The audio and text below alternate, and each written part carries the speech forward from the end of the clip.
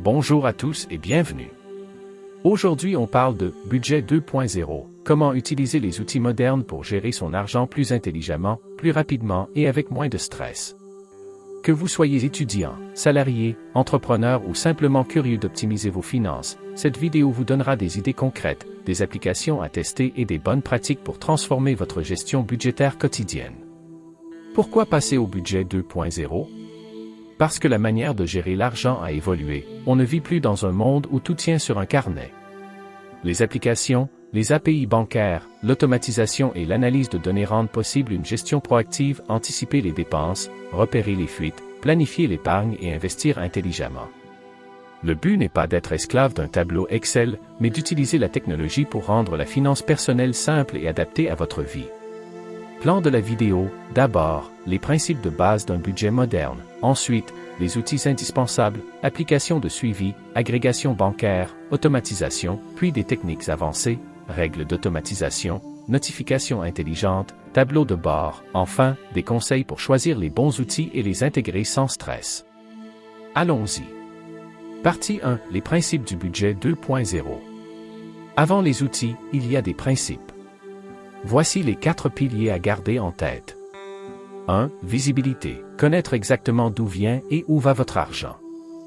2. Automatisation. Réduire les tâches manuelles répétitives. 3. Catégorisation intelligente. Classer automatiquement les dépenses pour prendre des décisions rapides. 4. Proactivité. Anticiper les dépenses et préparer l'épargne et les imprévus. Visibilité signifie centraliser l'information. Si vos comptes sont éclatés en plusieurs banques, cartes et services, vous perdez du temps et des opportunités. Le budget 2.0 vise à agréger ces données pour avoir une vue d'ensemble en temps quasi réel. Imaginez ouvrir une application et voir instantanément votre patrimoine net, la répartition de vos dépenses par catégorie et les flux à venir, tout cela sans ouvrir 10 sites différents. Automatisation, virement automatique vers une épargne, répartition automatique des revenus entre enveloppes, paiement automatique des factures, tout cela permet de respecter vos objectifs sans y penser constamment. L'objectif ici est de faire en sorte que votre comportement financier souhaité se produise par défaut, à moins que vous décidiez autrement.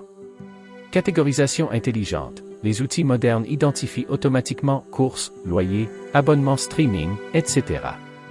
Cela vous aide à voir immédiatement ou réduire les dépenses sans devoir saisir chaque mouvement manuellement. Au lieu de passer des heures à trier, vous laissez l'algorithme apprendre vos habitudes et vous offrant des rapports clairs. Proactivité. Plutôt que de réagir aux factures qui arrivent, vous configurez des alertes, des seuils et des scénarios. Par exemple, si la dépense carte dépasse X, vous êtes alerté pour rester maître de votre budget. La proactivité inclut aussi les prévisions, voir à l'avance si vous risquez un découvert dans 30 jours et agir avant que cela n'arrive. Partie 2, les outils indispensables. 1. Agrégateur bancaire. Il centralise vos comptes, cartes et prêts. Exemple typique, des applications qui se connectent via Open Banking ou via synchronisation sécurisée. Leur force, vue consolidée, historique enrichi, rapport automatique. Grâce à eux, vous pouvez comparer vos comptes sans passer d'un site à l'autre. 2. Applications de suivi budgétaire. Ces APPS permettent d'étiqueter les dépenses, de fixer des budgets par catégorie et de suivre l'évolution. Certaines proposent des fonctionnalités sociales ou des défis pour encourager l'économie. Ces applis sont idéales pour les personnes qui veulent une interface simple et des indicateurs visuels. 3. Outils d'automatisation des virements, que ce soit via votre banque ou des services tiers, automatiser l'épargne, les remboursements et les paiements récurrents. On parle ici de programmer vos finances pour respecter vos priorités. Les virements programmés évitent d'oublier une échéance et préviennent les pénalités. 4. Tableau de bord et visualisation, graphique, carte thermique, tendance mensuelle. Voir l'évolution nette du patrimoine, le ratio épargne-revenu et les dépenses récurrentes vous aident à comprendre les tendances. Un bon tableau de bord transforme des chiffres bruts en décisions concrètes. 5. Gestion des abonnements. Plusieurs services identifient et centralisent vos abonnements, musique, vidéo, cloud, etc. Vous proposent des alertes et parfois des options pour résilier facilement ceux que vous n'utilisez plus. Ces outils peuvent rapidement rembourser leurs coûts en détectant des abonnements oubliés. 6. Outils d'investissement simplifiés. Robo-advisors et applications d'investissement fractionné permettent de commencer à placer l'épargne sans être expert. Intégrer ces outils dans votre dispositif budgétaire permet de faire épargne plus placement de façon cohérente. L'idée est de considérer l'investissement comme une suite logique de l'épargne, automatisée et adaptée à votre profil. Partie 3. Comment configurer votre budget 2.0 pas à accent grave pas. Étape 1. Centralisez vos comptes dans un agrégateur ou une app de confiance. L'objectif, avoir une vue consolidée des soldes et des mouvements. Prenez le temps d'ajouter toutes vos sources, compte courant, épargne, carte, crédit, compte d'investissement, et même compte de paiement en ligne. Étape 2. Définissez vos catégories principales, logement, alimentation, transport, abonnement, loisirs, épargne, dette. Ne commencez pas avec 50 catégories, limitez-vous à 8-12 pour rester simple. Une structure claire vous aide à interpréter les données sans vous noyer. Étape 3. Automatisez l'essentiel. Programmez un virement vers une épargne mensuelle, automatisez le paiement des factures et créez une règle pour épargner les petites sommes, round-up, si l'app le propose. Automatisez aussi le remboursement accéléré d'une dette prioritaire pour réduire le coût des intérêts. Étape 4. Mettez en place des plafonds et des alertes. Par exemple, alerte quand vos dépenses alimentaires atteignent 80% du budget prévu ou quand le solde du compte courant tombe sous un seuil. Les alertes intelligentes sont vos garde-fous quotidiens. Étape 5. Révisez mensuellement. Prenez 15-30 minutes par mois pour regarder votre tableau de bord, ajuster les budgets et rebalancer l'épargne ou l'investissement. Cette routine courte et régulière évite les accumulations de problèmes. Étape 6. Planifiez à moyen terme. Fixez des objectifs, constitution d'une épargne de sécurité, achat, voyage, investissement. Associez un montant et une échéance à chaque objectif dans l'outil. Liez les objectifs à dépôt ou sous-compte rend la progression visible et motivante. Partie 4. Règles pratiques et astuces avancées. Règle 1. La règle des 50/30/20 est un bon point de départ. 50 soins, 30% envie, 20% épargne, dette, mais adaptez-la à votre situation. Les outils modernes permettent de tester plusieurs scénarios rapidement et de voir l'impact sur votre épargne et votre délai pour atteindre des objectifs. Règle 2. Automatisez, mais surveillez. L'automatisation réduit l'effort, mais il faut vérifier régulièrement que les règles fonctionnent comme prévu et que les abonnements n'ont pas augmenté. Faites une vérification trimestrielle des règles et des virements. Astuce, enveloppe virtuelle. Créez des sous-comptes ou des pots pour des dépenses spécifiques, vacances, impôts, cadeaux. Les banques modernes et certaines APPS offrent cette fonctionnalité, ce qui aide à ne pas mélanger l'argent disponible et celui réservé. Ces pots vous empêchent de ponctionner par erreur l'épargne dédiée. Astuce, analyse des abonnements, chaque trimestre, vérifiez les abonnements et résiliez ceux inutiles. Les outils qui identifient les essais payants oubliés sont particulièrement utiles et permettent des économies immédiates. Astuce, prévisionnelle, utilisez la fonction prévisionnelle de votre app pour voir votre solde dans 30, 60, 90 jours en tenant compte des revenus et dépenses récurrents. Cela vous évite les mauvaises surprises et vous donne le temps de réagir. Combinez cette prévision avec des scénarios, si dépenses X augmentent, pour tester la résilience de votre budget. Partie 5. Sécurité et confidentialité. Sécurité, privilégiez des services conformes aux normes locales, authentification forte, chiffrement. Activez l'authentification à 2 facteurs et utilisez des mots de passe uniques et robustes. Ne donnez pas vos identifiants bancaires à des services non vérifiés. Confidentialité, lisez la politique de confidentialité pour savoir comment les données sont utilisées ou partagées.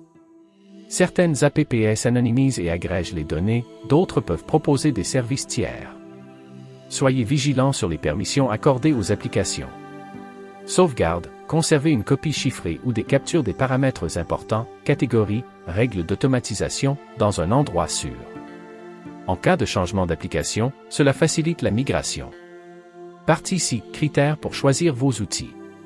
Critères intégration. Choisissez des outils qui se connectent à vos banques et services que vous utilisez. Une bonne API ou connexion Open Banking est un plus. La qualité de l'intégration détermine la fiabilité des transactions importées et des catégories. Critères coût. Certaines APPS sont gratuites avec option payante, d'autres demandent un abonnement. Calculez le coût vs le temps économisé et les gains potentiels en optimisation. Parfois, un abonnement modeste est rentable s'il évite des erreurs coûteuses.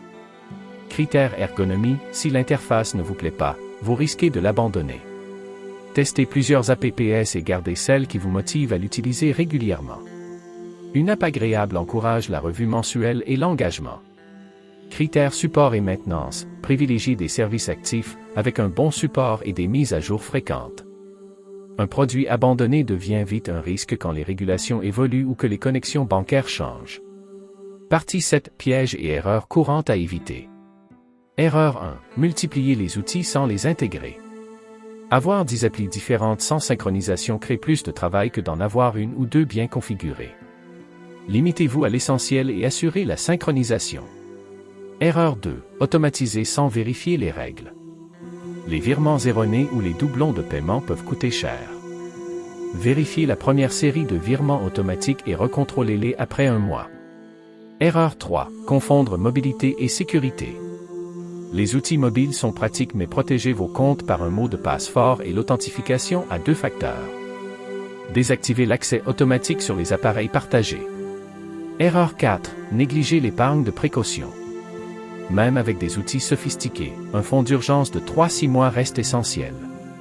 Les outils vous aident à le constituer, mais la discipline reste la clé. Erreur 5. Oubliez la mise à jour des objectifs. Vos priorités évoluent, adaptez les règles d'automatisation et les montants d'épargne en conséquence. Une revue régulière vous évite d'épargner pour un objectif dépassé ou perdu d'intérêt. Partie 8. Exemples concrets d'utilisation, développés. Exemple 1. Sophie utilise un agrégateur pour suivre ses comptes, a créé 3 enveloppes, voyage, impôts, urgence, et automatise 20 son salaire vers l'épargne. Elle a configuré une règle qui redirigeait les remboursements d'impôts vers le pot voyage. Résultat, en 18 mois, elle a atteint son objectif et financé un voyage sans toucher à son budget quotidien. Exemple 2. Karim a identifié via son application des abonnements doublons et économise l'équivalent d'une mensualité de loyer par an après résiliation. Il a aussi activé le Roundup pour investir les centimes dans un portefeuille d'ETF et a augmenté progressivement ce pourcentage d'investissement chaque année. Cette accumulation automatique a un effet significatif à long terme. Exemple 3. Marie a mis en place des alertes prévisionnelles. Elle savait qu'un mois serait serré à cause d'un loyer exceptionnel et a temporairement réduit ses dépenses non essentielles, évitant un découvert. Sa routine mensuelle de 20 minutes lui permet d'anticiper et d'ajuster rapidement ses enveloppes. Exemple 4. Un indépendant qui gère la trésorerie avec des pots dédiés, impôts, TVA, investissements et des prévisions à 90 jours. Grâce aux prévisions, il a pu négocier un délai de paiement avec un fournisseur sans mettre en péril sa trésorerie. Conclusion. Le budget 2.0, ce ne sont pas juste des applis, c'est une philosophie qui combine visibilité, automatisation, catégorisation intelligente et action proactive. En centralisant vos comptes, en automatisant l'épargne et les paiements, et en utilisant des tableaux de bord pour piloter vos choix, vous pouvez transformer la gestion financière en une activité simple, presque automatique. Petit plan d'action pour vous lancer aujourd'hui. 1. Choisissez un agrégateur ou une app et centralisez vos comptes. 2. Créez 8-12 catégories et un pot pour l'épargne d'urgence. 3. Automatisez au moins un virement d'épargne. 4. Programmez une revue mensuelle de 15 minutes. Merci d'avoir regardé. Si cette vidéo vous a été utile, likez et abonnez-vous. À bientôt pour une prochaine vidéo consacrée aux meilleures applications d'investissement pour débuter.